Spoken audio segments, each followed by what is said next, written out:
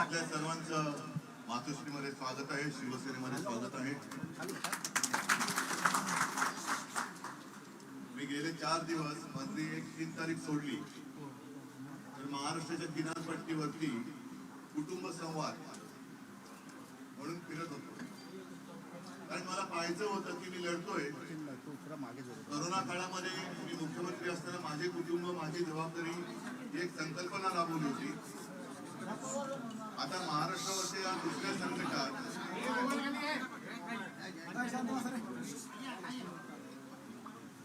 महाराष्ट्रावरती आलेल्या आणि देशावरती आलेल्या दुसऱ्या संकटात माझं कुटुंब माझ्या सोबत आहे की नाही हे मी महाराष्ट्रात फिरून पाहतो आहे. आणि मला खात्री वाटली की साधारणतः गेले काही वर्षांमध्ये तुम्हाला कल्पना आहे की महाराष्ट्राच्या किनारपट्टीवरती 2 चक्रीवादळं आपण आदळली. एक निसर्ग आणि दुसरं चौकते. पण 4 दिवसात मला दिसलं की एक वेगळं भगवं वादळ हे आता दिल्लीच्या तख्तावरती आदळणार आणि हुकुमशाहीची तिरफाड करणार आहे.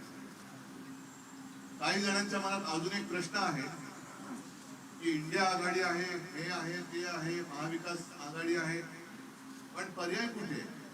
म्हटलं हुकुमशाहीला पर्याय द्यायचा नसतो. हुकुमशाही पहिले उचलून फेकून द्यायची असते. हाच हुकुमशाहीला पहिला पर्याय. आणि साधारणतः मी आणि तुम्ही रोज अनुभवत आहोत की मातोश्रीमध्ये असेल किंवा मी जिथे जातो तिथे असेल 4 दिवसामध्ये सुद्धा स्थानिक पातळीवरती अनेक जण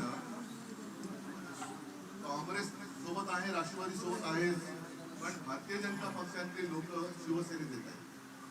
मुस्लिम समाज मोठ्या प्रमाणावरती शिवसेनेसोबत. याचं कारण तुम्ही सगळे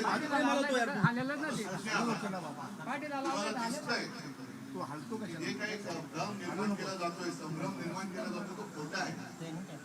मन की बात ही मनातल्या गोष्टी वेगळ्या असतात, पण जनती बात आहे ती वेगळी आहे. मन की बात पण जनताच्या संकटामध्ये आहे. 10 वर्षामध्ये जे काही तुम्ही एक गोंगळवाणा कारभार केला म्हणजे भाजपाने, तो आता उघडा पडलेला आहे. अनेक ठिकाणी गावागावामध्ये तुम्ही सगळेजण मोदी सरकारचा रथ अडवत आहे. मोदी सरकार कारण योजनाच पोचलेली. तर अशा या सगळ्या खोट्या कारभाराला आता संपवण्यासाठी तुम्ही सर्वजण शिवसेनेसोबत आलेला आहात, माझ्यासोबत आलेला आहात. आणि मला खात्री आहे की आपण असं नेहमी जोरात बोलतो की संकट काळामध्ये महाराष्ट्र देशाला दिशा दाखवत आलेला आहे. तर याही संकटामध्ये महाराष्ट्र देशाची दिशा ठरवणार आहे आणि ती दिशा म्हणजे हुकुमशाहीला गाठणे.